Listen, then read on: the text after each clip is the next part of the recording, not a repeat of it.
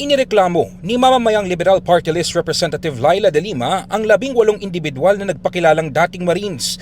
Kasama rin sa sinampahan ang abogadong si Levito Baligod matapos iugnay ang mambabatas sa isang bribery scheme na may kinalaman sa International Criminal Court.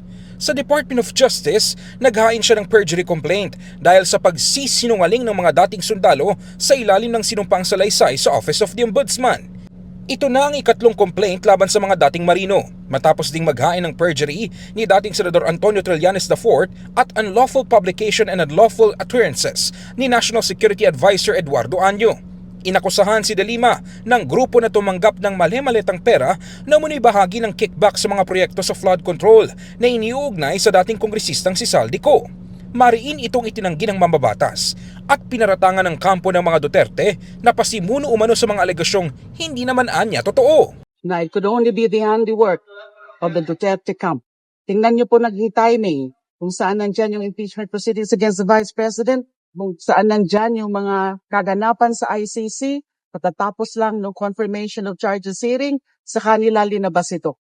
To distract, napakaklaro po ng agenda na yan. To confuse, to create confusion. Akala nila maraming kakagat. Akala nila maraming maniniwala. Anya, dapat nang itigil ang sobra-sobrang pagbibintang ng mga kasinungalingan na dati niyang naranasan noong siya'y nakulong ng halos 7 taon. Pwede mo ba tigilan nyo na ako? Ginawa nyo na yan dati sa akin ang maninilan mo sa akin na nag-post ng aking magkapulong. Almost 7 years, unjustly detained for trumped up, politically motivated, fabricated illegal drug trading charges. And now you're doing this again para panatasin na ako ay corrupt na tumatanggap ng ganyan. Sobra na. Stop it. Meron ding mensahe ang mambabatas para sa mga umano'y mga dating sundalo. Magtanong po kayo sa konsyensya nyo, magtanong po kayo sa sarili nyo, tama ba ang ginagawa nyo? Na ganyan na lang kadali ang paninira nyo sa mga pangalan ng mga tao na sinasangkot nyo. They are imputing yung corruption on my part sa pagtatanggap.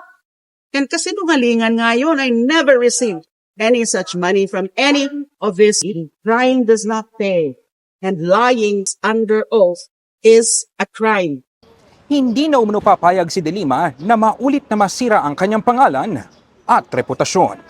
Mula rito sa Department of Justice, in the heart of changing lives, ako si Brigada Ino Flores ng 105.1 Brigada News FM Manila, The Music and News Authority.